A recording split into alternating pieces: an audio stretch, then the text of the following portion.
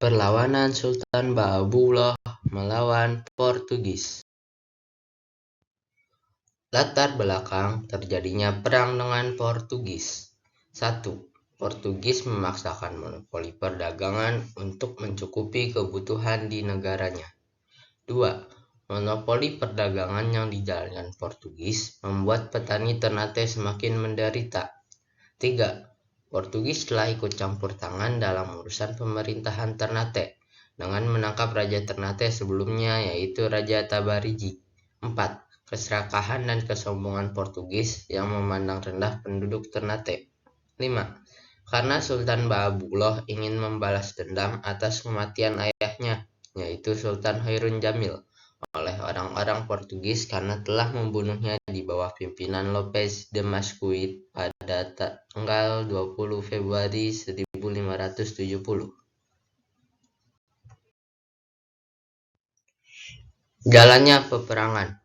Perlawanan Sultan Bahabullah melawan Portugis terjadi di Maluku tahun 1575. Pasca pembunuhan Sultan Hairun, Sultan Bahabullah menuntut penyerahan Lopes de Mesquita untuk diadili.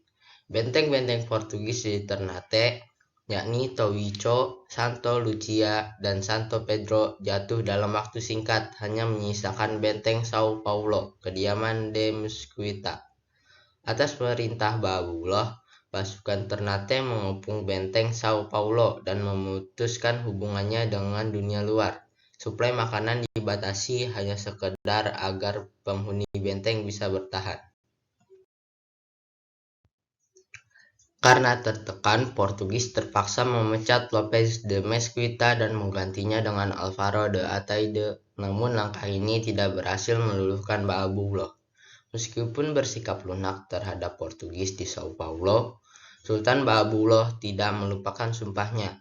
Ia mencabut segala fasilitas yang diberikan Sultan Hairun kepada Portugis, terutama menyangkut misi Jesuit.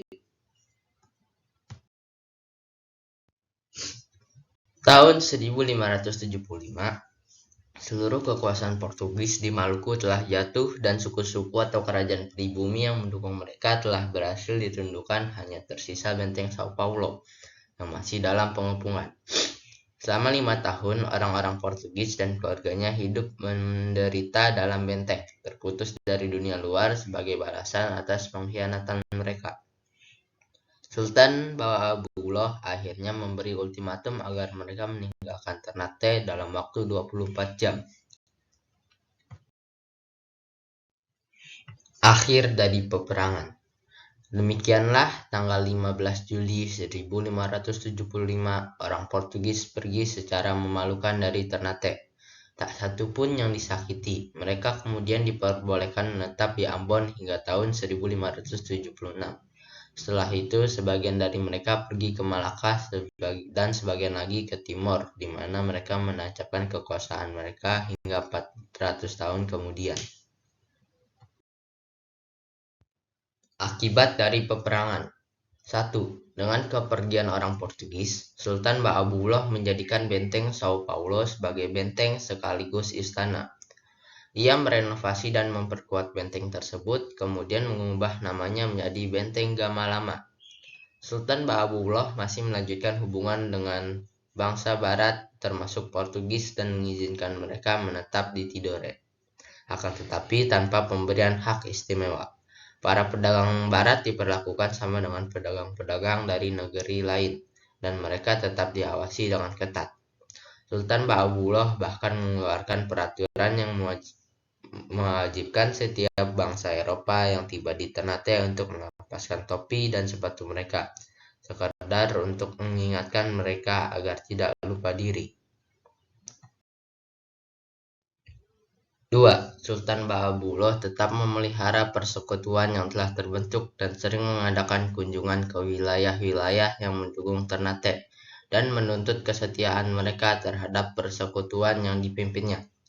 3. Tahun 1580, Sultan Bahabullah mengunjungi Makassar dan mengadakan pertemuan dengan Raja Goa Tunijalo, mengajaknya masuk Islam dan ikut serta dalam persekutuan melawan Portugis dan Spanyol.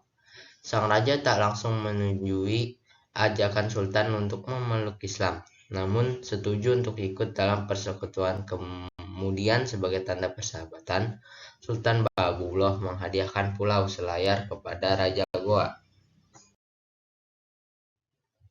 Di bawah pimpinan Sultan Bahabullah, Ternate mencapai puncak kejayaan. Wilayah kekuasaan dan pengaruhnya membentang dari Sulawesi Utara, Tengah, dan Timur di bagian barat hingga Kepulauan Marshall di bagian timur dari Filipina Selatan. Di bagian utara hingga sejauh Kepulauan Kai dan Nusa Tenggara di bagian selatan. Tiap wilayah atau daerah ditempatkan wakil-wakil sultan atau yang disebut sangaji. Sultan Bahabullah dijuluki penguasa 72 negeri, yang semuanya memiliki raja yang tunduk kepadanya.